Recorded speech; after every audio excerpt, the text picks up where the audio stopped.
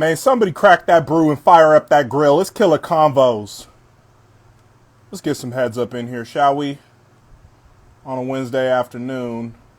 I need to pass this live around to the sexy people, and only to the sexy people. It's going down, you know what I'm talking about? I don't even talk that way. Let me take that out of my voice. Good afternoon, Palm Tree Protectors, Killa Convos Familia. Let me pass this live around to some good peoples of mine. And as I'm doing this, I want y'all to come up in this space with love in your heart, ready to rock and roll.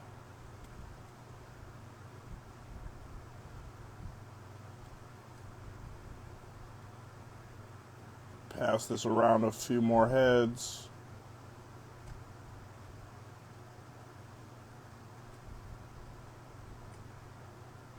Peace to everybody who's coming up in here.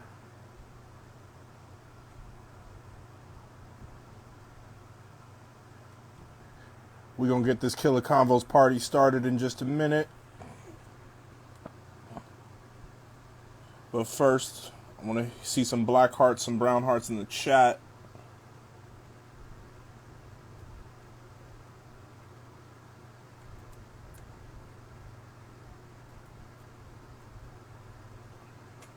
All right. Killa Queen's in the house. We're going to bring her up on stage.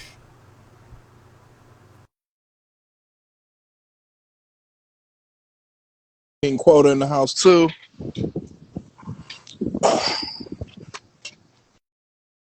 Well, damn.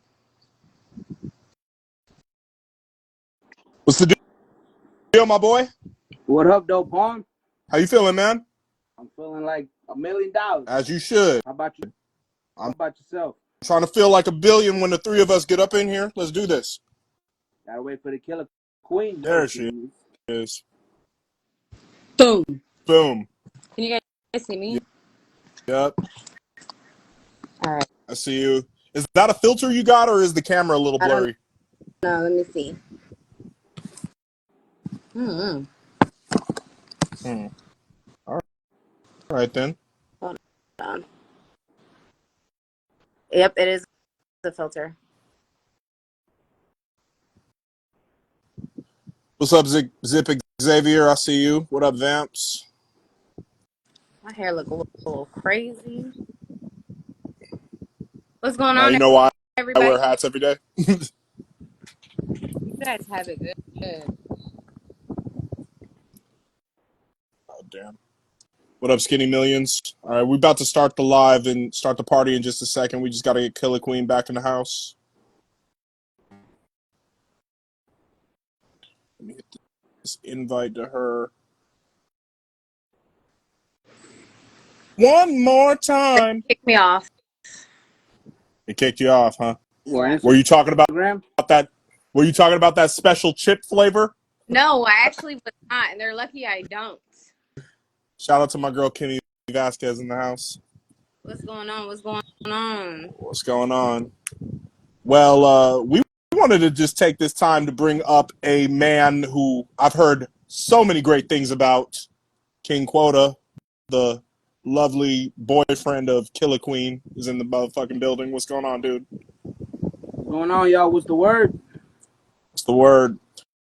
Well, earlier this afternoon, about an hour ago, Killa was just telling me a little bit about your story, and I'm so moved and impressed by, you know, some of the things you've done with your life and how you've channeled your experiences into your music. So I just kind of wanted to hear from you, first of all, man. Break it on down, like, you grew up in Southwest Detroit. What was, you know, young Romero, a.k.a. King Quota, like as a youngster? So, as a youngster, man, I would say,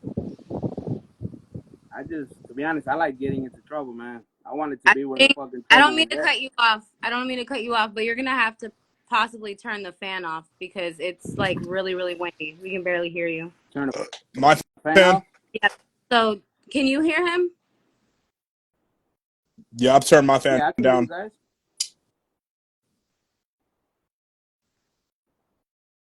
I hear you. Yeah, I can hear you fine, Quota. Oh, okay. Maybe it's just me. It just sounds like a big old breeze. Yeah, Like because I had the fan on like full blast on me. So like, let me mute while I. I mean, you want me to get closer or what? I mean, if he says he can hear you, maybe it's just me. I don't know. Let me turn my volume up, all that good stuff. All right. Oh, Mm, I all mean, right. Go ahead. Sorry. what about now? I can hear you better. Yeah, perfect. Okay. Uh, uh so kind of going back. So, like I said, I was just trying to. I was looking for the trouble, man. I was just trying to get into shit, whatever. You know what I mean? Anything that was out about. You feel me? Hanging with friends, being in the streets all day till the fucking night came, stuff like that. And that's really just it as a youngster, man. Growing up, being with family, being out in the streets, hanging with my boys, shit like that. Doing stuff How you far did you go in weren't. school? I graduated up to graduated high school. Okay, cool. What did you decide you wanted to like do with yourself immediately after graduating high school? Well, so I've always been into music since I was a kid. So getting out of high school, I was I was already working on music then. You know what I'm saying? So as far as like career and stuff like that, I was already looking into it. Already by then, and uh, I just stuck with it since. What made you fall in love with music? I know you said that you've been into music since a child. Was there like a specific genre of music that you fell in love with as a kid? Yeah, it was rap. Yeah. So I,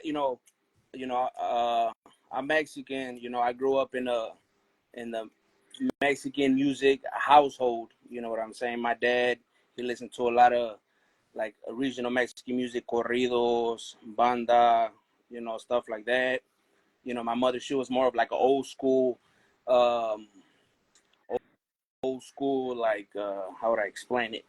Um, More of like Los Yonis, Los Caminantes, Los Ángeles Negros. It's like old school. It's like imagine like Spanish oldies, Okay, really. It's like Spanish 50s and 60s oldies. You know what I mean? And I grew up. I was basically raised listening to that, and I grew up. So one of my oldest brother, I grew up listening like all he's the one that put me onto rap.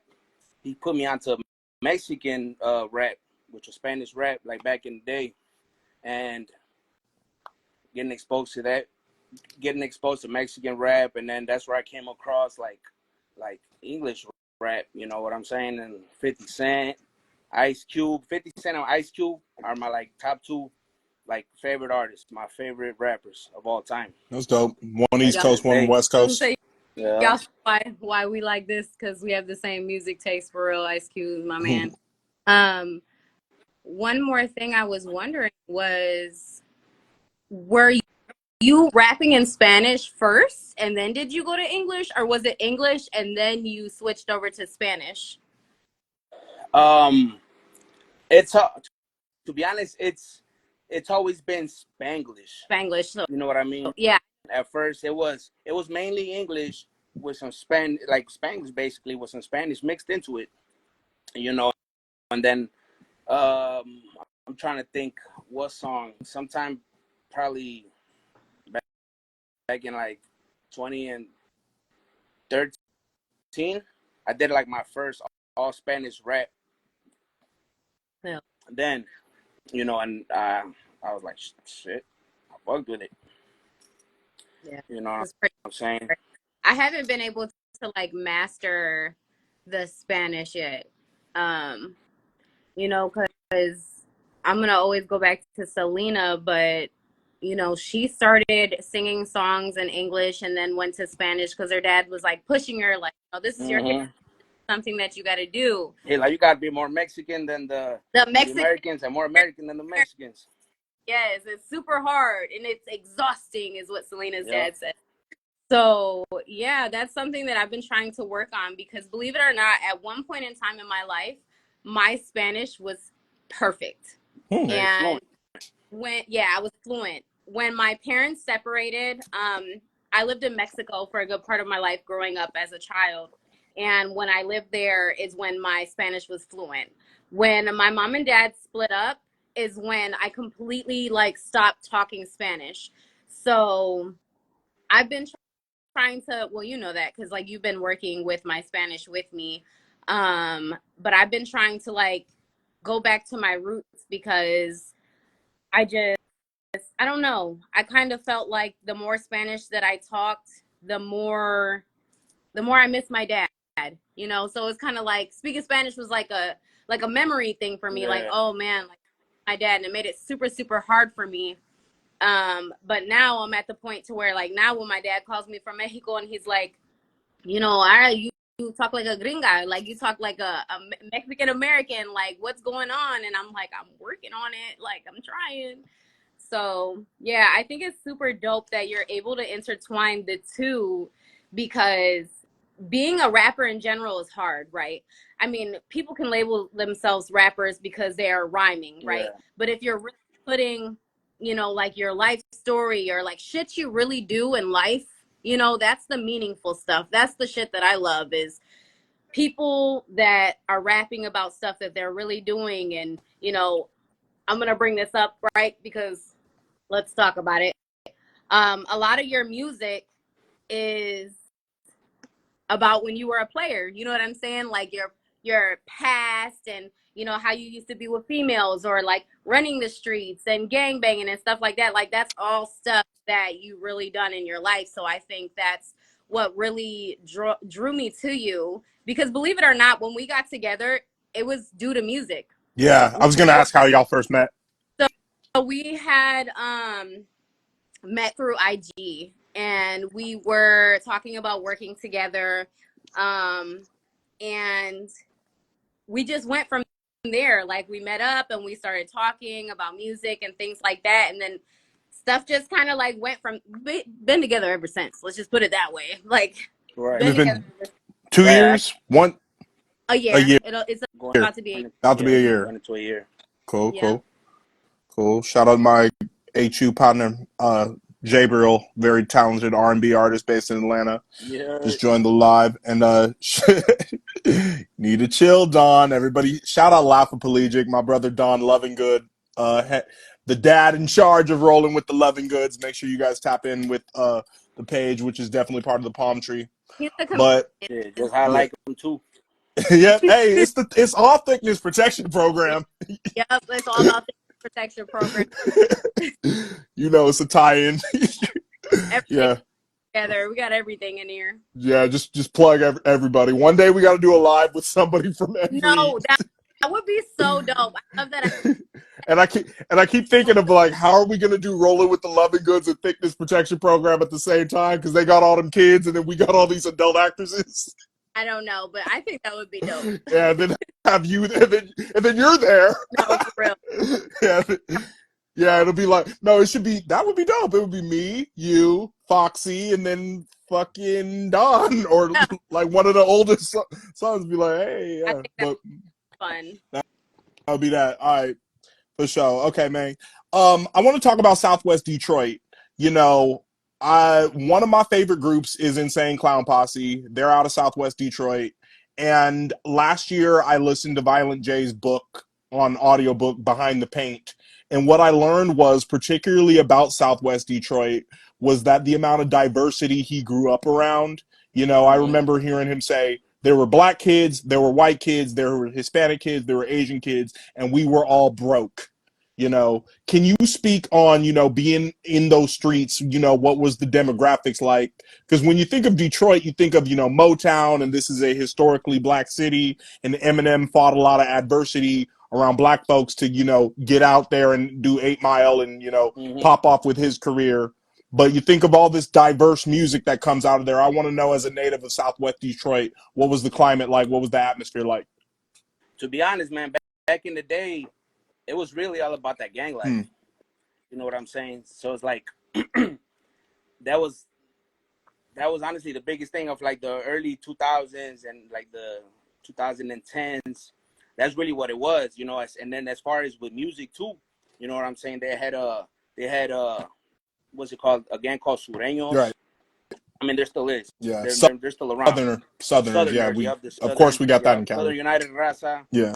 And then they had you know, that they how would I say, they you know, red the blue flag, and then the red flag was a gang called the Latin Counts. You know, a lot of them are still around.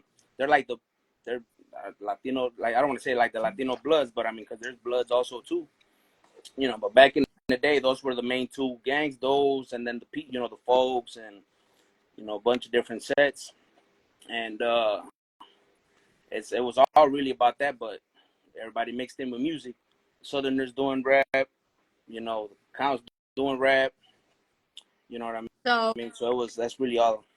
have you ever experienced people not wanting to work with you due to, obviously, you know, like you used to gang bang back in the day? Like, were there people who didn't want to work with you because of your gang affiliations with certain gangs or stuff like that? Or did you choose not to work with people due to gangs back then?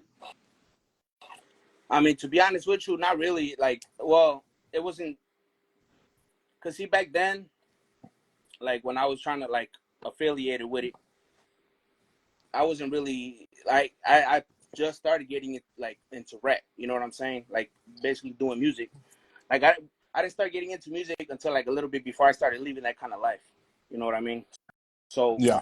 as far as like, you know, motherfuckers that we was either beefing with or just motherfuckers we wasn't cool with on that side or whatever. You know what I'm saying? You know, because we're all kids. We're all just fucking kids. Shit. Just either just wanted to be part of that life, join, you know what I'm saying, and just fuck the shit up. You know what I'm saying? So, For sure. as far as like, you know, want to work with other people from other sides, like when I started getting into music, you know what I'm saying, that like I already started living that life. Okay. You know, I wasn't rapping, I wasn't claiming or nothing like that no more.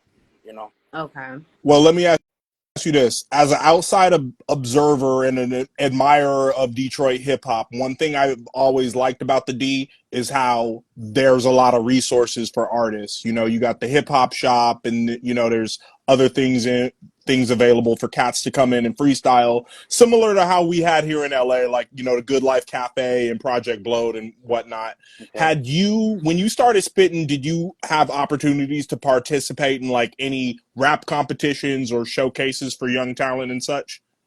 So when I started rapping, I used to go to this program called DHDC. It stood for Detroit Hispanic Development Center. It was like it was a youth center Okay. where like after school program for the kids to come that like basically get out the streets, get out of trouble, and go to that program. And in that program, they had you know, they had like arts and crafts. They had, you know, shit that they'll help you do your homework and stuff like that. And they had a studio, you know, and that was Right.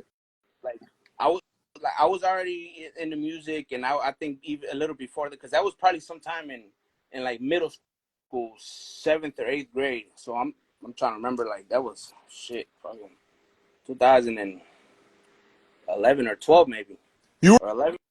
you were in 7th or 8th grade in 2011 or 12. I'm trying to think. Yeah, God damn, you making me feel old. I graduated yeah, high something school in like 2011. that. Like I got to do the Yeah. math, to be honest, but it was somewhere around, huh?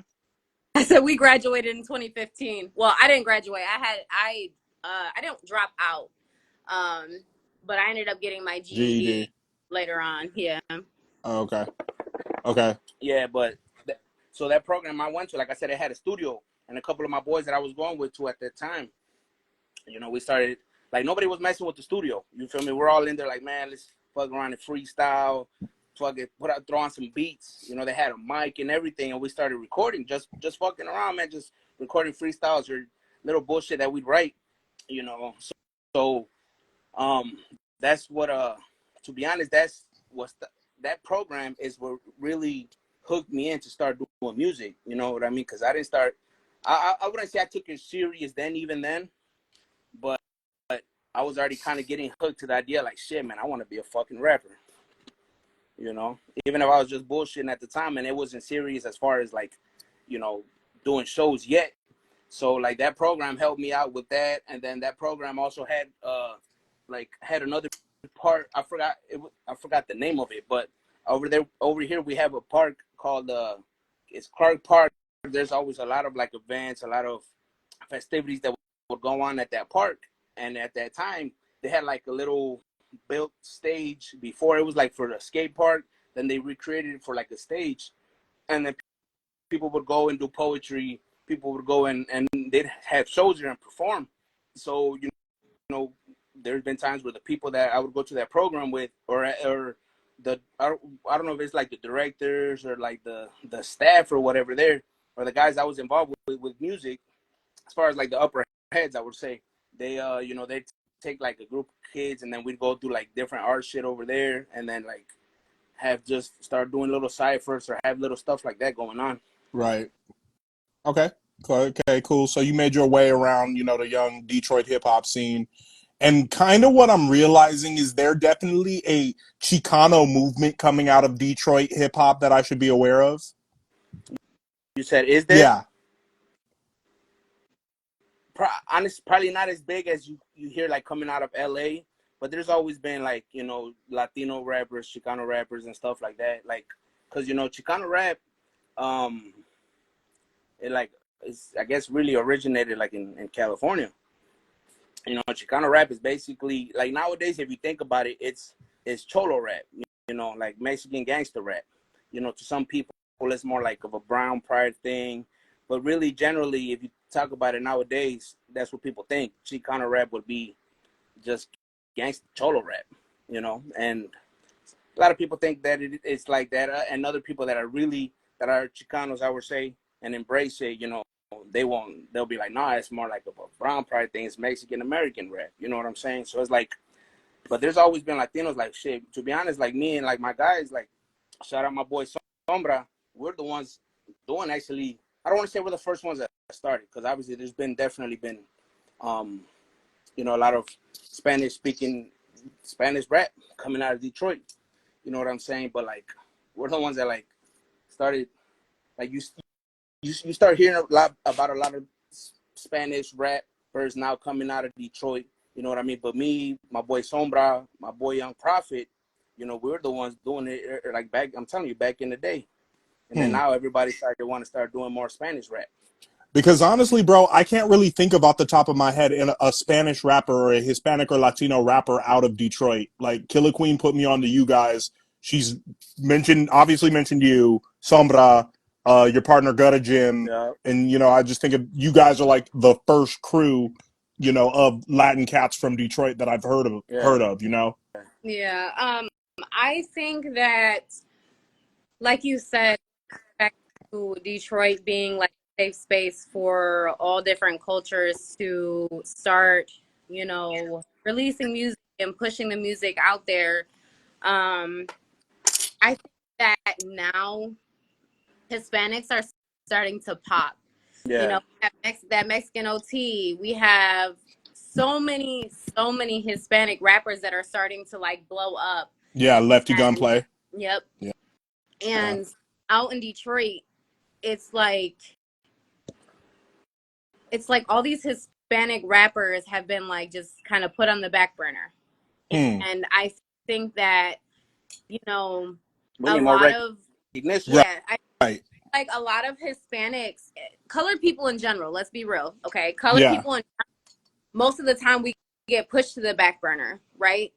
And then it's like when it starts coming out, we're like, oh, damn, you've been doing music since like 2010, like, and it's 2024. You know what I'm saying? Like, and if people are dope back in 2010, you know what I'm saying? Imagine how much more better they got at rapping in 2024. You know what I'm saying? So it's like, and I think it's really cool that you were able to go to a program while you were young because to be honest, I didn't have that when I was young. I wish I did. I probably wouldn't have been in trouble as much as I did because, like you said, when you started getting into music, you were already kind of leaving that gang banging life, right? Me, I started that gang banging stuff when I was in middle school and continued it out through high school, like to the point to where I was getting kicked out of school. My dad sent me to boot camp. He was like, something got to change, you know? So I feel like maybe if I would have had a program like that around, I would have been able to, you know, kind of be better in life at that time, because that's something I feel like really helped you turn your life around. And I know you've done like other shows and stuff like that. I have now as an adult, I have an outlet to a place where I go, which is a poetry place as well. It's called Poetry in the Park. Shout out to them. First place I've ever been to out here that was like a music outlet. Shout out to my god sister Quota. She's the one who took me, her and my godmom. They took me there for the first time, and my other god sister Jasha. And I absolutely loved it. They let you do poetry. Friday Night Lights, they have it to where you can come perform your music and showcase your, you know, music, poetry, anything you can think of. And it's just amazing how they are creating these things so that way we can be ourselves. And one thing that they always say, like before you perform your poetry or sing a song or rap a song, they're always like, all right, this is a safe space. Everybody say safe space. Everybody in there will say safe space, you know, and if people are too loud, they'll say respect the mic, you know. So I think it's really, really dope that as an adult, I now have this outlet to where, well, you know, babe, when I get writer's block and I'm trying to like write, I go to poetry. Yeah. Come back home and then I'll start writing, you know. So it's something that I'm glad that I have as an adult, and I think it's amazing that you were able to have something as a child so that way you had that outlet, so that way you could get away from gang banging and change your life around at a young age, because that's very difficult to do, and you didn't have to go to boot camp. So thank God for that, because it was horrible. It was horrible. Shout out to Bale, who just joined the live. Real dope artist out of LA. I got an interview out with him too. One thing, Quota, I did want to ask you about, man. The use of the word nigga, which honestly I have no problem with that. We have discussed this on this platform and in other interviews with artists of different cultures who are not black too. Yeah. But I have a question when you come in as a hip hop artist, really representing Mexican culture, you know, and you're using a word that is a black privilege. I just want to know why. It seems like you've grown up around strong Mexican, representation, or strong Mexican community rather. And I just want to know, like, do you get pushback from people for using that? So the thing is, like I'm from Detroit. You know what I'm saying? I'm Mexican as hell, but I'm from Detroit. You know, I'm from the hood. So like I grew up. This is just how I grew up talking, man. You know what I'm saying? So I know because there's like a big controversy, especially coming out from like LA. I've been seeing it a lot. You know, we're like, oh, Mexicans can't say, the N-word and shit like that. Oh, stick to your roots and, stuff like that, man. But to be honest with you, it's like, like I said, like I grew up in Detroit around a bunch of around black people, dude. Black people, Hispanic, Mexicans and shit like that, Puerto Ricans, and that's just how I grew up, you know what I mean? And that's just really what it is. It's not like, oh, I'm trying to pretend like, oh, I'm trying to act black or nothing like that, dude. I'm just the way I am, and that's just the way I was raised. You feel me? Like I'm like the best of both sides, as in like I got a homeboy, he's black. He used to say, bro, you more black than me and shit, just the way I talk or whatever. You feel me? Shit like that. So, like I said, really at the end of the day, it's 2024. Anybody can, like, because for one, I mean, nobody's gonna tell me how the fuck to talk. Can't nobody tell me what the fuck I can and can't say. I'm not doing this like a facade or anything to try to sound cool or trying to, you know, shit like that, because it's just the way I talk. You feel me? It's just the way we are growing up in the hood. You feel me? And shit like that. You know, because it's like people.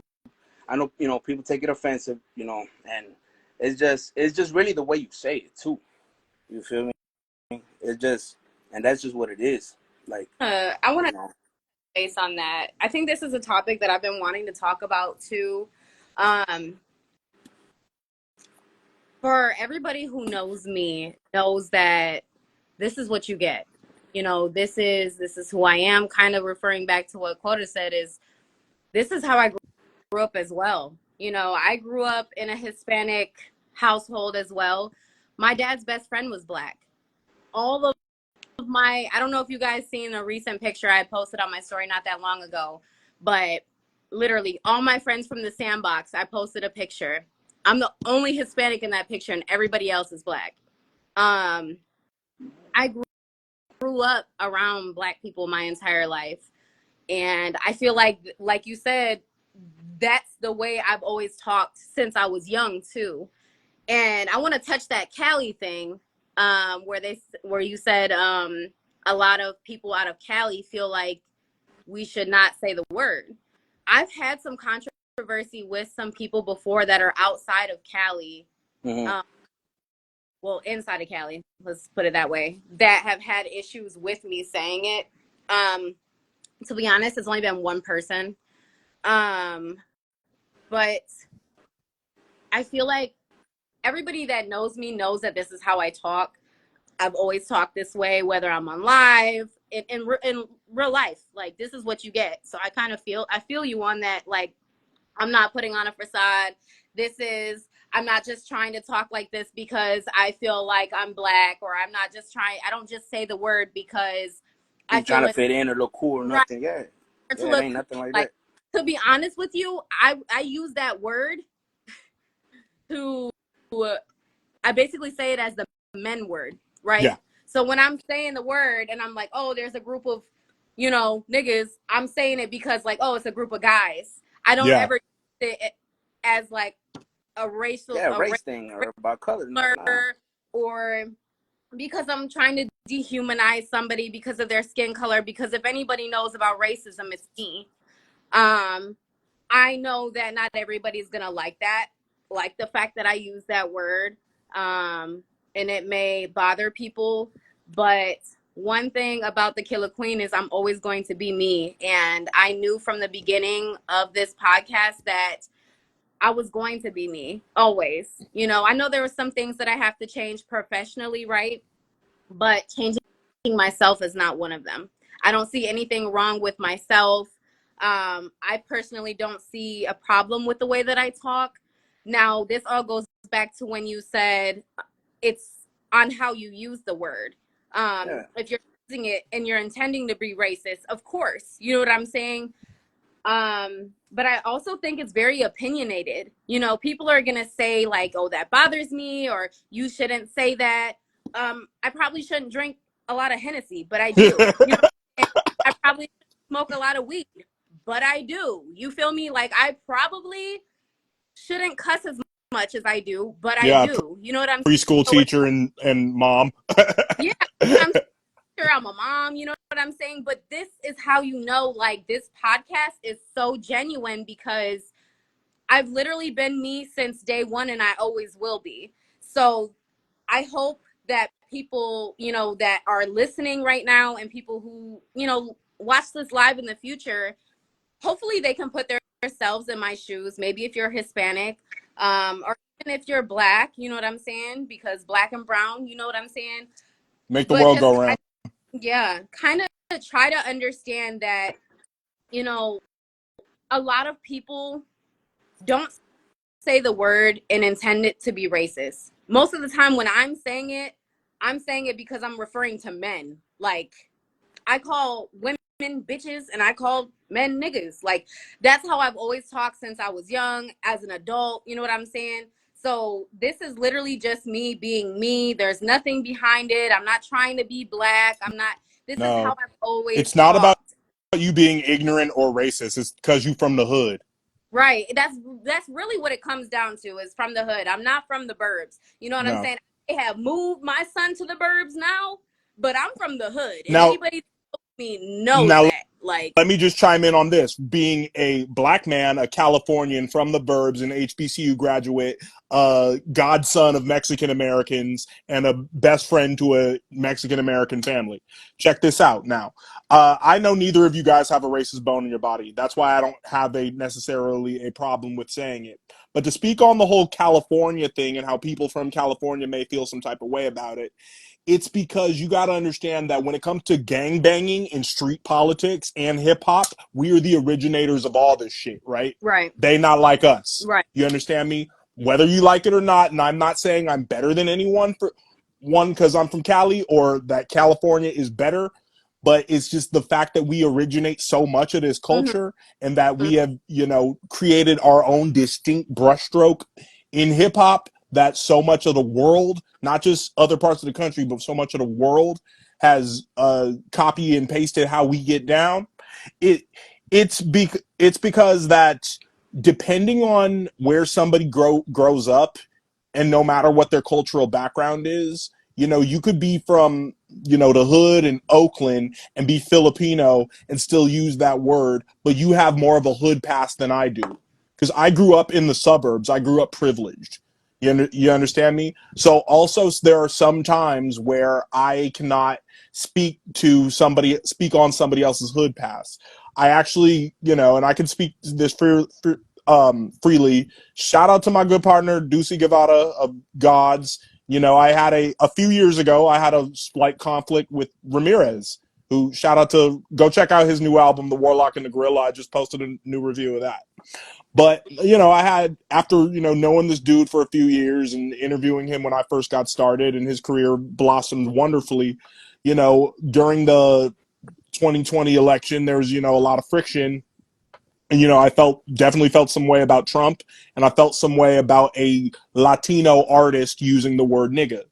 And he posted something to the point of, I actually don't quite remember what it was, but he posted something sort of pro Trump, and I think during the pandemic, in a slight decaying of my mental health, I came at him and I said, you know what, as you being somebody who has influence over brown kids and you are using the word nigga, I cannot stand with you being pro somebody who I consider a white supremacist, right?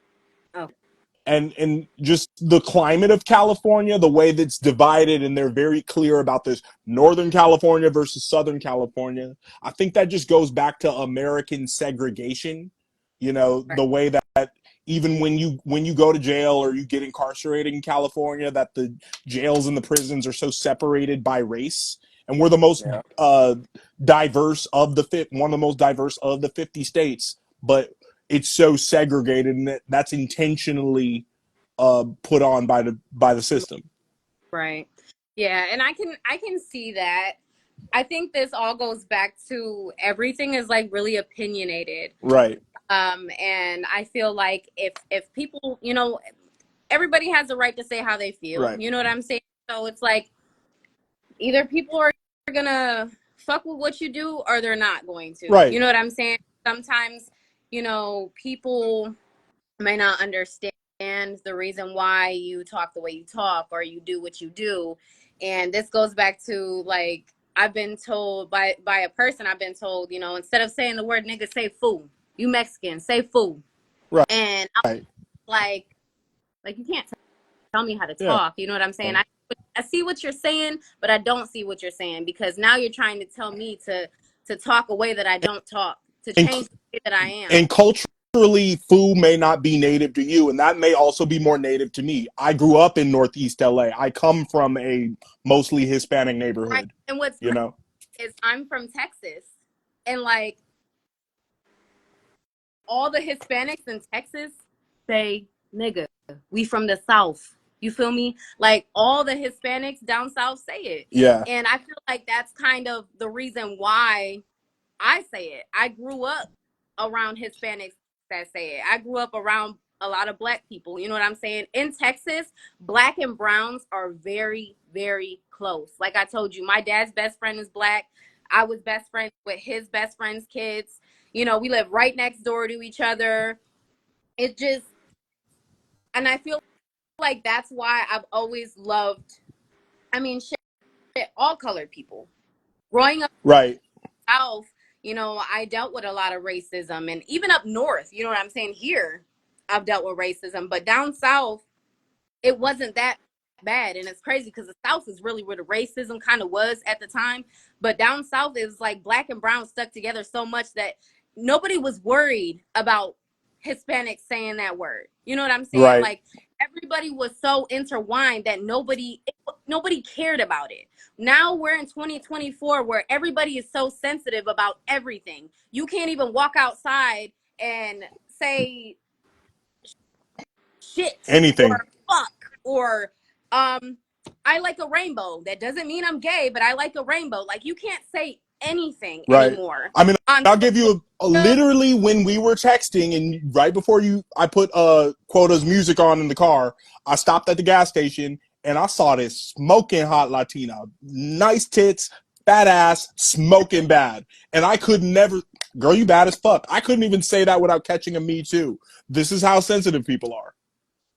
And like what's crazy is like that's happened to me up north. Like I will, or for instance, somebody will hold the door open for me and I'll say thank you.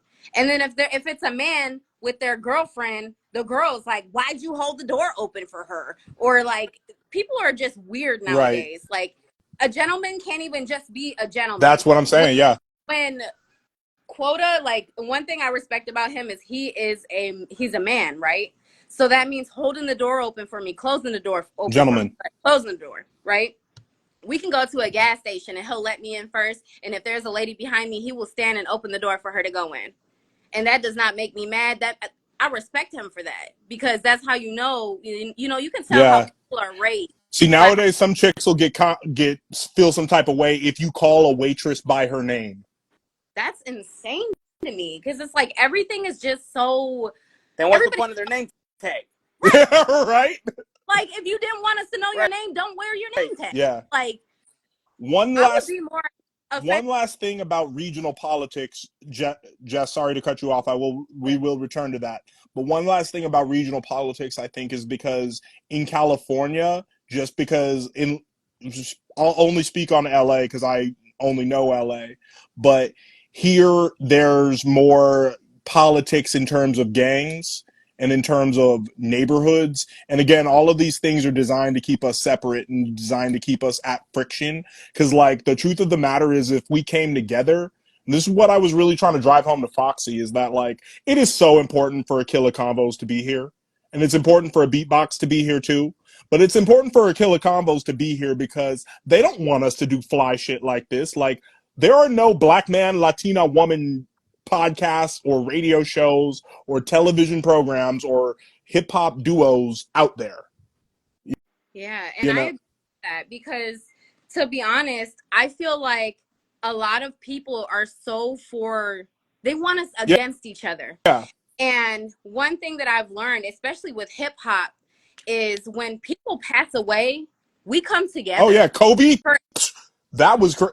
And I looked around, Kobe and Nipsey and XXX, and I looked around and I said, I better see all y'all on election day. we seen Crips and Bloods tie their flags together.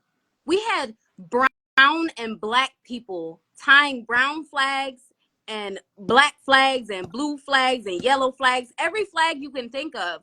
We've been coming together so much, and I don't understand why everybody is so for like, oh, blacks gotta stick together, Mexicans gotta stick together, and I just feel like at this point in life and in general, like we need to stick together because we're Amen. stronger when we're together than when we're separate. And I think that colored people are slowly but surely starting to understand that we are stronger together because there are racist Hispanics, there are racist black people. You know what I'm saying? Because to be honest, I didn't grow up with a racist father. Okay, my dad's best friend was black, but I have cousins, I have uncles that were racist, right?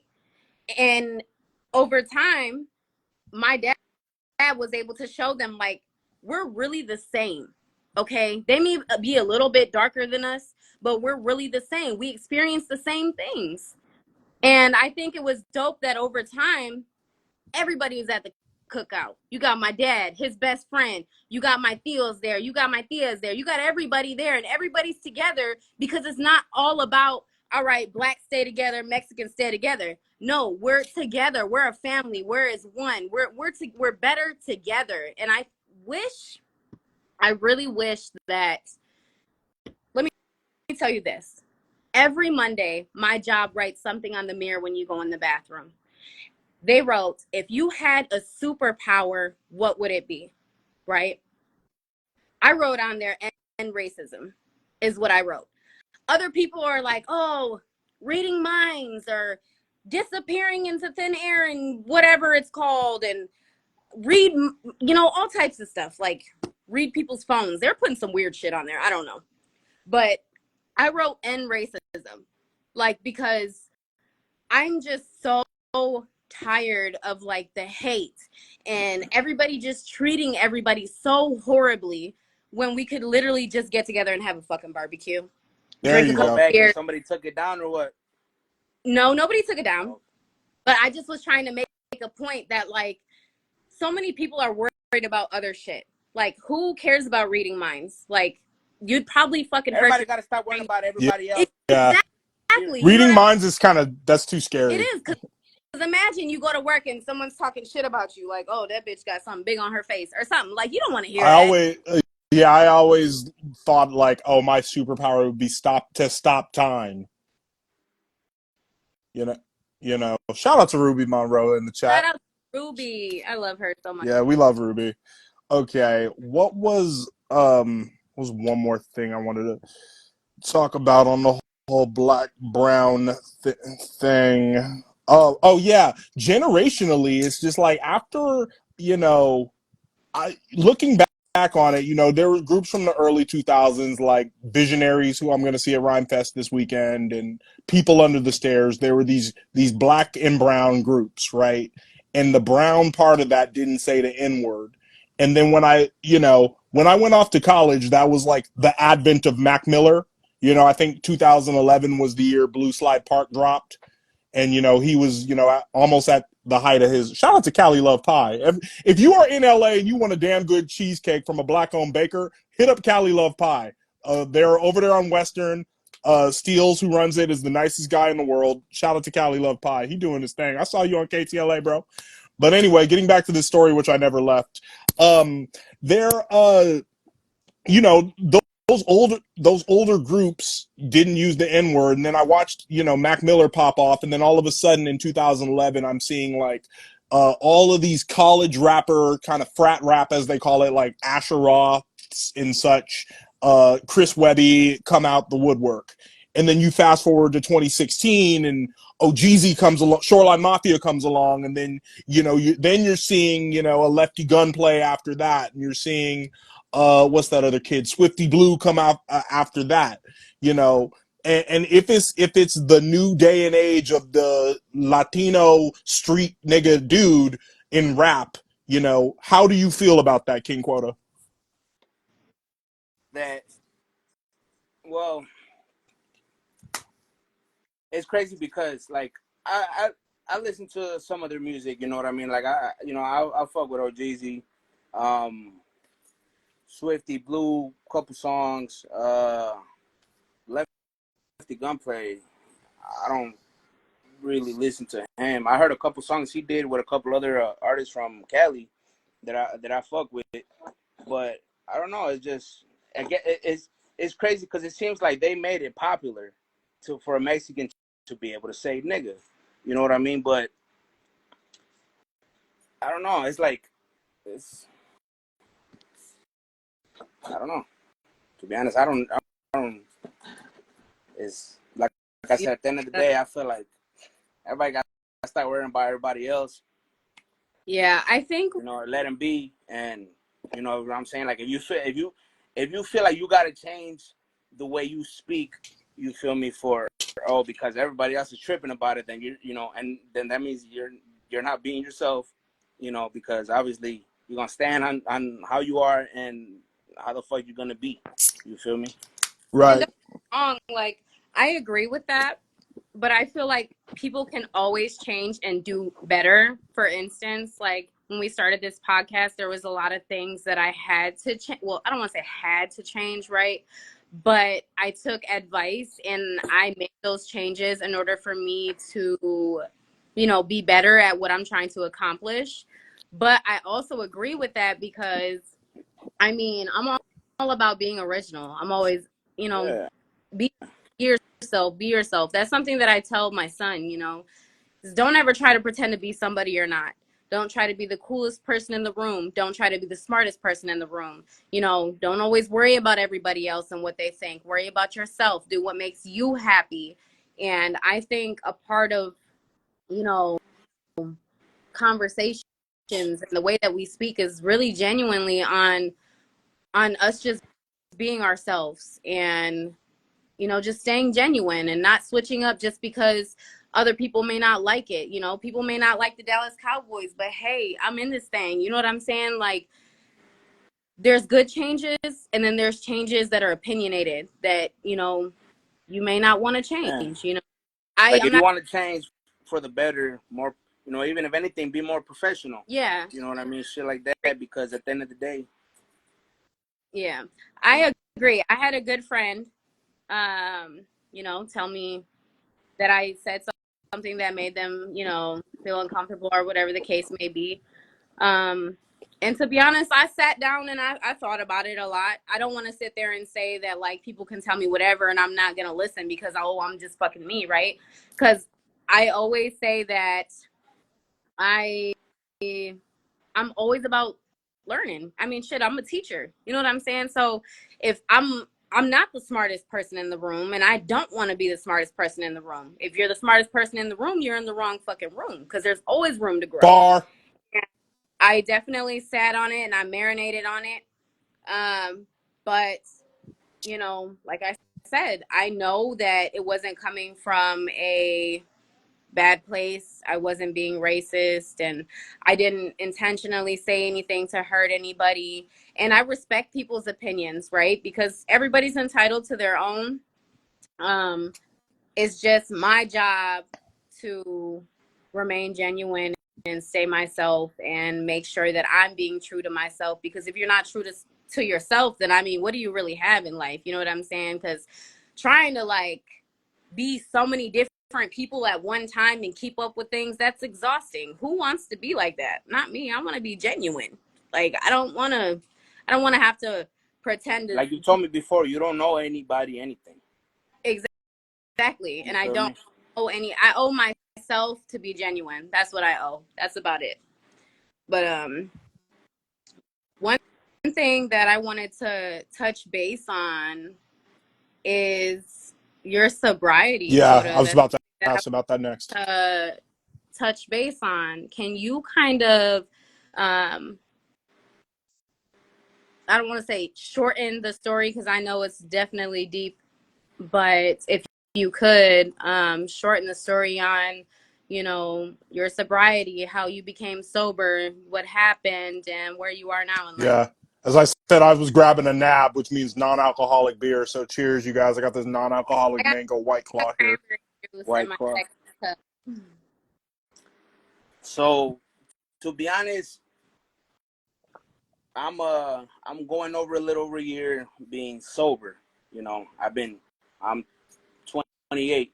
I've been drinking since I was 13. You feel me? So I don't know, mm, basically what, 15 years or 5 years, 15 years drinking or Numbers don't matter. something like that. But you know what I mean. So it's like I drank a lot, and I was always that friend like shit. You fucking the one being recorded doing some dumbass shit, being drunk as fuck, just having a good time. Cause really that's all I was doing, just having a good time, getting fucked up, not giving a fuck about the world, not giving a fuck about myself. And I was living like that for a long time. Until uh July 2023, I got sick. Um, So I'm diabetic, right? Been diabetic for diagnosed with diabetes for since in February 2020. You know, because I got sick. I got sick then, but I didn't take it serious. I was like, man, fuck that. I'm just lose a little bit of weight. I'll be straight. Go back to the same bad habits.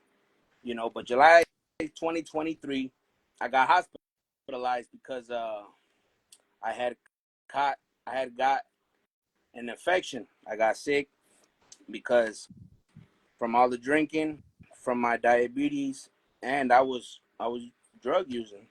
At that point, everything all piled up, you know, because when you're diabetic, you sick, you feel me? Any little thing, it's gonna get you. It's gonna get you. So, so I was hospitalized. I was in an induced coma for about 2 weeks, you know, and I had to get surgery from that infection that I had caught. It was called, you know, a debridement, and and because of that infection, it damaged a nerve in my leg, you know. So I don't have the same mobility as I used to. You know, I can't run and gun like I can't anymore, you know. And I would I want to say, you know, that was God. That was God that humbled me, that told me that you need to chill the fuck out, because like I'm not gonna lie to you, like that shit almost killed me. That shit almost took me out the game. You know what I mean? That infection, because even the doctor said, like, man, if you would have waited any more hours, you wouldn't even be here. You feel me? Wow. Because that infection, that shit shut my body down.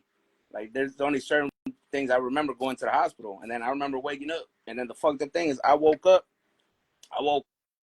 you know, when they had me on a breathing tube, Wow. you know, intubated or something like that. Incubated. Incubated. Yeah, you know, and I ain't gonna lie, that shit was like, I seen some fucked up shit in my life, but that shit scared the shit out of me, because I woke up, I was in a hospital, and I couldn't speak. I couldn't. I'm not like, I ain't gonna lie to you. That was the scariest shit I've ever experienced. To where I woke up, I couldn't talk, I couldn't speak. The only person there in the hospital room was my pops. And it's funny because, you know, I woke up, I was still under whatever, you know, drugs they had me on that slept me. I woke up, whatever, freaking out because I couldn't talk. So I'm over here like, I need to get the fuck out of this. I need to get out of here. I need to get out of this fucking hospital.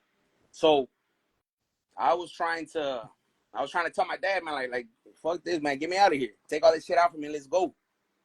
But because I was on I don't know how to explain, I don't know how to say it. Like, I was on so much drugs that they had put me on. I tried to tell him, like, hey, I'm gonna try to write some shit down for you to understand what I'm trying to tell you. Mm-hmm. Right. So I was trying to tell him, let me get out of here. When I started trying to get writing on that paper, because I was on so much drugs that they had me on, all I kept writing was no. I was just all I kept writing was no on a piece of paper. So he didn't know what the fuck I was talking about. You feel me? So to be honest with you, that going to the hospital, getting sick, honestly, almost losing my life, that made me really take it serious to stop using drugs that I was using, and to stop drinking. And I mean completely. Because before I'd stop for a couple months. You know, the first time I got sick, I stopped for like 8 months, and then my boy got out of jail, and I'm like, man, we about to party this shit up. You feel me? And this time, to be honest, that was like, it was one of the worst experiences and shit, to where I don't want to end up in that hospital anymore, or ever again. You know, Wow. and that's what caused me to honestly just, I don't need shit to alter my brain, my head, you know. And now that I'm, like I said, a little over a year sober, I'm more aware, you know. I'm more aware about shit. There was a lot of shit that was going on, you feel me, that I didn't pay attention, I didn't give a fuck about, because I was just too busy partying my life away. You know what I'm saying? And I feel great. I feel good, because for one, I'm alive. God gave me another chance, you feel me? And that was a second chance. You know, some people don't even get a second chance, you know. And I, honestly, even though sometimes, you go to parties and I'd be like, man, I'd be seeing people get lit, get drunk, whatever, but at the same time, like, I'm glad I'm not, because honestly, I used to make a fool out of myself being drunk as hell Yo, man, at your life parties is and shit. worth way more than getting fucked up, way more than enjoying substances, though. I'm just Yeah, very glad you're still here, you know. Yeah, yeah, you I know. feel very blessed as well because this actually happened all right before we met each other. When I met him, he was walking with a cane. And Wow. I swear I to God. I've been able to like watch him progress. Like he doesn't use a cane anymore. He can, walk a little bit better than what he was. And I think that he's one of the strongest people that I know because to experience something so traumatic and then kind of like bounce back like he did was just, it was amazing. Sometimes people stay, depressed and things like that. And I'm not saying like you never have your days or things like that where you may not feel 100%, but the way you wear it and the way you still like choose to, do what you need to do, especially not having that mobility that you had before. Like one thing that I've always admired about you since we met is this man was opening and closing the car door for me with his cane. Aw. Like he literally walking into the restaurant, like holding the door open for me. Like that never changed. He's never changed like from the beginning, and that's something that I really respect because if he can open the door for me while he's limping and with a cane, then y'all men that don't have nothing wrong with you have no excuses. Y'all better open that door for y'all woman. Bro, shit. Real shit. Shout out to the gentleman, We still appreciate a real gentleman who will hold the Mm-hmm. doors open, hold car doors open, doors in the buildings open. Do pull out the Yep, chair. You close the feel Classic door. me? shit. Open that door, pull out that chair, even if you got to smack a little ass when walk in, like just to I make the lady feel literally, better. You feel no, me? bro, I literally believe that's a thing in chivalry. The thing about holding the door open for a lady was so you could check out her ass. I feel like it's it's bigger in the younger generation now. Only because like sometimes when I go to the gas stations, I experience that. Like some men will just literally hold the door, not knowing that I can literally see them through the glass still as I'm walking in. Because I always look behind me. I have this thing where if we're in a restaurant, like we got to see the exits. We gotta. I don't know. My dad always did it, so I kind Yeah. of like picked that up from him. But Yeah, you always even if gotta watch your oh, surroundings. yeah, even when someone's opening the door for me, I'm turning around. I'm watching that motherfucker close, or I'm watching that motherfucker come in behind me. Like I don't know. But I know, like I noticed it with the younger generation because it's always like younger dudes. You know what I'm saying? So, but yeah, I think that that's a really amazing. That's an amazing story. To be able to still pick up where you left off because you still like went back to music like and just went harder. Like this recent stuff that you have dropped has been some of the, and don't get me wrong, like your old shit's hard too, but like this new stuff it's been like a different side of you. It's been like releasing anger, releasing like you just have been releasing so much built up feelings and like just all of that. And I think it's so dope. And I think that I love that you always incorporate the Spanglish. Yeah. Like, you can rap so much in English and then you're rapping in Spanish, and it's just like it's so hard to me. Like that's so I dope. think You just take I think where you what I left what off. I enjoy about your music quota is that you have authentic representation of Detroit streets and Mexican culture, Mm-hmm. and I love mixing two cultures together. So that was really dope, to hear some of the songs that you had on Spotify. I appreciate it. Yeah, I think that's really dope. Because Do you you have gotta show the best of both sides. You feel me? Yeah, I agree. I agree. Do you have any other questions, Palm? Um, one thing I wanted to know, I was just curious about. One thing you struck on this conversation about is, what some of the stuff you would do with girls or do with women before her, and then kind of listening to your music, there's some very rapper talk, in there. So I kind of wanted to know, how did Quota deal with the ladies before you met this incredible woman? He said how I dealt with the ladies. Yeah. I mean, to be honest with you, no matter what, I always been a gentleman. You feel me? No matter what. What up, Juan? Shout out to Juan. That boy Juan. But I mean, I never tried to play it off or whatever, talk like like I'm a player or anything like that. But it was just really just on some like, I don't know, either wham bam, thank you, ma'am, or just whatever shit. You know what I'm saying? Whatever. Hmm. Yeah, like it wasn't a certain way I was acting towards like women, like period. I'm about to be just like this, and that. I mean, sometimes you take a girl on a date, sometimes you ain't got the type of shit. Sometimes it depends on the person, basically. Like it just depended on the female. Like, I mean, I guess it all depends. I guess it depends on the vibes. I feel that.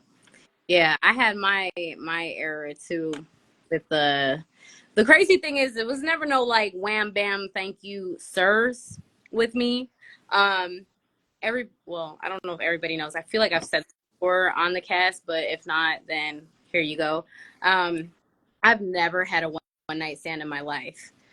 I've every person I've had intercourse with, I've been in a relationship with. So I can't really relate to that, but I think it was dope to like see you grow because I know like in past relationships, like you've been a faithful person while you were in a relationship, but when you're single, like it's a different story. It's basically like what Yeah, I've that's really what it is. It's like being single. I mean, you know how it is. You just having fun. But when you're in a relationship, it's something serious. You got to shit like that. Yeah. It was all I spent most of my time just single as hell, living my best life. To be honest with you, you feel me? At least thinking that was my best life. You know what I mean? But all that it's just all shit that sometimes you got to go through. That's God that's gonna humble your ass. Eventually, if you don't calm all that shit down, you feel me? And I God mean, will humble in that ass. everything. Yep, in that You order. know what I'm saying? All right, y'all. Quota, what is next for you on the music front or on the content front or on the business front? What you got coming up for the remainder of 2024, man? Man, so on my birthday, July 11th, I had dropped a EP called the Mafia EP. So that project is out. You can go check it out. It's on YouTube. I got it on YouTube. I probably got one song of the tape on all platforms because the rest of them, I got a couple songs sampled. I still got to wait to get them cleared. You feel me? So just something fun to put out. So as far as the rest of the year, I honestly just plan to shoot a couple videos to a couple songs of the project, man, and then just whip out, see what's up for the next year. And just basically work on nothing but singles. I wanted to put this little project out because it's been a while since I put out something. You feel me? I've just been dropping single by single, but I wanted to put this out. You feel me? Because I feel like I kind of owed it to myself. Putting a lot of shit off, trying to perfect shit. You feel me? Not just wanting to sit on shit, but I feel like this was a good little bit of little flavor to the fans, to the supporters. Let them know a little bit of what I've been working with. Some little bit of old shit, new shit. You feel me? All put together. But that's really it, man. Just been for the remainder of the year. Just keep on dropping singles. More focus on the ones from this project. Right. Yeah. Hey, when y'all just hang out and you go on dates and stuff, like what's a day of fun look like for Quota and Killa? To be honest, it depends because like we do everything together. So if it's like a Saturday, we are chilling. We're sleeping in a little bit. We'll get Yeah, we up relaxing and shit. and take We either our. go out, man. To be honest with you, We'll go we just thrifting. hanging out, man. Just being together. We can go. Our date can be going out to eat, going watching a movie. You feel me? Or even just spending time together. You feel me? Yeah. We like to Saturdays are more like our thrifting. We'll go out to eat, go to a couple stores, do some shopping, come home, watch movies, and then go to bed. Our Sundays, we go to church on Sundays, you know what I'm saying? Amen. I love that. Then we go to, mom's house. Sundays are kind of like our days to spend at his mom's, which is dope because, my parents, my dad's in Mexico and my mom's in Georgia.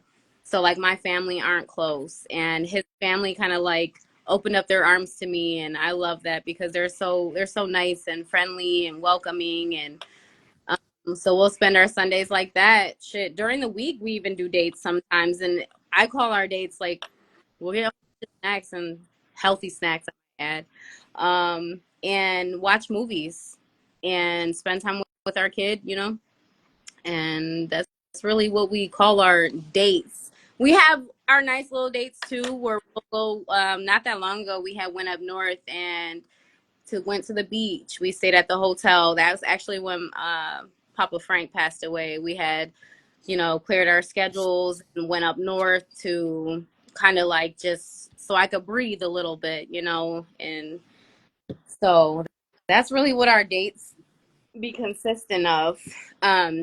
There's one thing that I want to touch real quick before we end this beautiful Killa Convo. Quota is just one pair of the Gutta Boys, one person of the Gutta Boys, I should say. Gutta Boys is King Quota and Gutta Jim. We have a Mexican rapper and a black rapper.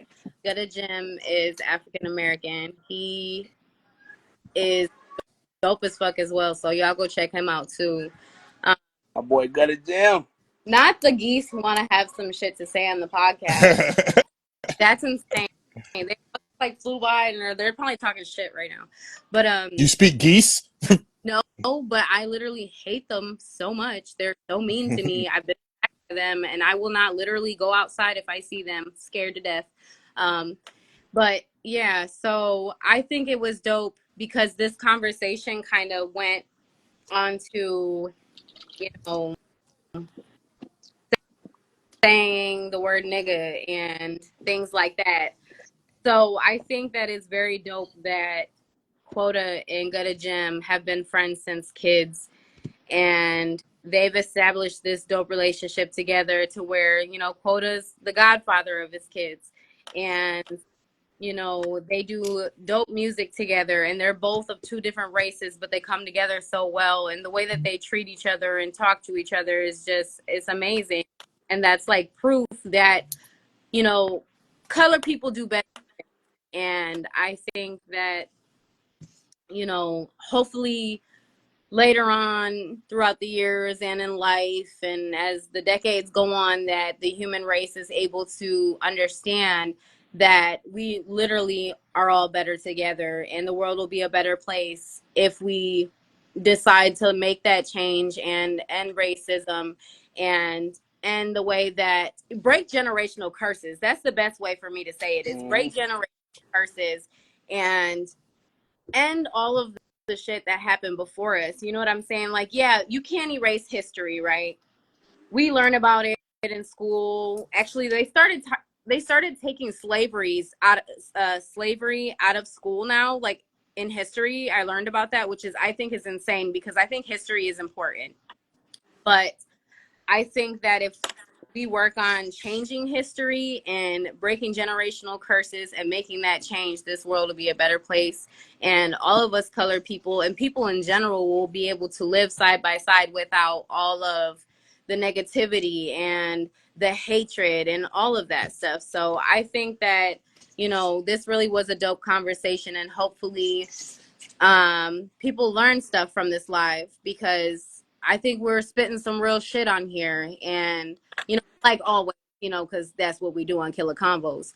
But I wanted to also shout you out, Palm, because since day one, like, you've always supported me, and you've known me for a while, so I say the word nonstop. Maybe a lot more when I'm drinking, because I feel so freely. And then especially when I'm around certain people, I feel more comfortable. I'm able to fully be myself, because obviously I don't say the word at work, right? Because that's work. That's business. You know what I'm saying? Professionally business, where I could lose my job and all that good stuff. Podcasting is different for me because I'm actually being myself. But I wanted to shout you out because you know how I am, like, as a person, and you've never like wanted me to change anything. Not my cat trying to jump up here. I will slap her so hard right now. Animal abuse. Busted her ass. Leave her alone. Here. Come get your daughter then, because she's about to make me tweak out. But yeah, like, you always show love to Hispanics in general, you know, and I know you coming out of Cali, you grew up with a lot of Hispanics as well, and you're my podcast brother, but you're also Mom, my half Latino brother. You know what I mean? Yeah, you're a Palm, you're burnt not black, tortilla. bro. You Mexican. Oh, I'm a proud black man, but I've been down with the Browns since birth. Like, Yeah, literally, my godparents are and Hispanic. it's So shout out to Rick and Becky. me and But Tom were just talking yeah, about, like, his godmom is Hispanic and my godmom is and my black. mom's name is Maria. Like, if you if you even knew me, there's this picture I want to show of my. I'll show you guys later. There's a picture of my dad back in the day with like slick back hair, and he's holding me and my god sister Daryl. You would swear like he's both our father. It just looked. Yeah, but no, the thing I definitely appreciate about you too, Jess, is just like because we grew up very differently and come from different backgrounds, from different parts of the country, but there's such similarity in just what we believe in, what we stand for, how we were raised. Yeah. That it's just like it's a yin yang almost. Yeah, it's like kind of like opposites attract, Yeah, because we literally do have a lot in common. And I think that's what is so dope about Killa Convos is you get kind of both flavors of the yeah. rib. You feel me? You get a little bit of that honey mustard with some barbecue sauce, and then you get that good Outback steak sauce mixed with ribs. Because if you didn't know and didn't try steak sauce on ribs, it's You freaking be putting amazing. A1 on ribs. All Yes, right. and it's a it together with mustard. My dad taught me it. Long story, put a little bit of Modelo in there. Fire. I like the Um, sweet and spicy sweet baby rays. The spicy chipotle sweet baby rays. I can't eat spicy anymore. I get heartburn. I'm getting old. Oh I shit. used to eat a lot of hot stuff when I was younger. Nah. But It's just like you get two sides of the coin. You get like a hood experience and an HBCU experience. yeah, And it's all underground hip hop, is all women's empowerment. This is really the mission that we're trying to do. yeah, I agree. I agree. Well, Oh. for everybody that has been on here and everybody that is, been a great follower and always showing love. We appreciate you guys. Thank you guys for always being there for us and listening to our conversations. I know y'all get a little overwhelmed because we talk about like 6 things at one time sometimes, and sometimes we bounce We all around, but that's over the place great. like space. Yeah, you Sometimes know, I didn't even complete that story about fucking Ramirez. Now that I remember, it was about somebody posted a meme of like Trump wearing one of his beanies and then having his braids on, and then like he retweeted it or something. I don't even remember. And then I felt some type of way with my overly vocal, overly opinionated ass. And then, we started DMing, and then I talked to Ducey, who I'm very close with, the next day. I'm like, yo, man, your cousin Ivan is one of the goats. But we exchanged words, and he's like, yo, man, look, we are from the Bay Area. We come from a different culture. We grew up very differently. And then I had to understand that I did not understand, but I understood. yeah, and it's okay. Like I said, So it's that okay just to to, tie that up, in a nice bow for yeah, everybody, Mhm. because for I real. get diarrhea in the mouth, get to talking shit, and sometimes I don't finish the story. It happens to the best of us, Yeah, but and that's something that over time I hope that everybody learns is, it's okay to not be the smartest person. It's okay to learn. And the fact that you can take every experience and make it a learning experience is amazing, because that's something that I teach kids. You know what I'm saying? Yeah. Like, everything is a learning experience. We could be outside and for recess and playing around, and I can teach them something about nature. Like, everything is a teaching experience. And I think with the catalog that you have and all the different things you have going on, speaks for itself, because you have all types of shit going on. You got like literally all types of shit. You have it going on. So even though you're from the suburbs, graduated HBCU, all that good stuff, I feel like you got a little hood in you. Oh I'm yeah. not gonna lie. Yeah. Just a good No, amount. you're right. Because that day, I will never forget this. That day I was hanging out with Ruby Monroe, and we actually got content from that day that is did not hit the stuff. airwaves. But that day I was hanging out with her, and she said, when she first linked up with me, she said, I thought you would be like a little square, like a little nerdy fool, but the more I'm around you, the more I found out, the more of a nigga you really is.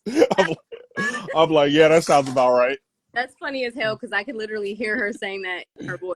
Yeah, it's just the way. No, just the way. Like, we're sliding down the highway and I'm blasting E40, and the way I say "bitch," like, come on, I'm a West Coast nigga. Yeah, I'm a Nintendo nerd. The way I broke it down is like, hey, college educated black man son, real nigga moon, Nintendo nerd rising. Hey, that boy Juan said, #1 podcast. I love y'all. Yeah. Favorite couple. All right. Shout out to you, Juan. Hey, You've been one of the ones. and King Quota, you are welcome back on Killa Convos anytime. You do know that, right, man? Appreciate it, man. Anytime. All right. Well, All right, y'all. thank you guys for joining. I got some new videos, new content dropping soon on Lifted and Thrifted, so y'all stay tuned for that. Yep. Good finds at the thrift store. I'm also thinking about dropping a track off of the Exit 210 EP. I gotta get it mixed and mastered, but I think I'm just gonna do a random drop on y'all ass, because I think y'all forgot who the queen was for me. There you go. All right. And I have reviews coming up for Biba Doobie, for Larry June. Got to do a review for Kanye West and Ty Dolla $ign Vultures 2, as well as I got a couple interviews coming from the Very Positive, Very Majestic tour. Shout out to Red Bag and my homie Dan Ganja. Those are on the way. This Saturday here in LA is Rhyme Fest LA, and I will have so much content. Atmospheres performing, Dilated Peoples, Visionaries, Living Legends, Planet Asia, Speak, Vel 9, and a whole bunch of more people. So that's going to be fucking epic. Hell yeah. Quota, do you have anything that you want to mention? Your handles, where can people find you at? Where fuck shit, y'all can find me everywhere. But Like, on Instagram at King Quota Official. I'm all over Spotify, Apple Music, shit, YouTube, everywhere. And I just want to put out a little message, man. Put down the drugs, put down that motherfucking bottle. Take care of your family, keep it real with yourself, and love yourself deeply. Drink some water Because you can't and love eat a anybody salad, else if you y'all. don't love yourself right. first. Yeah. All right. I appreciate it, Palm.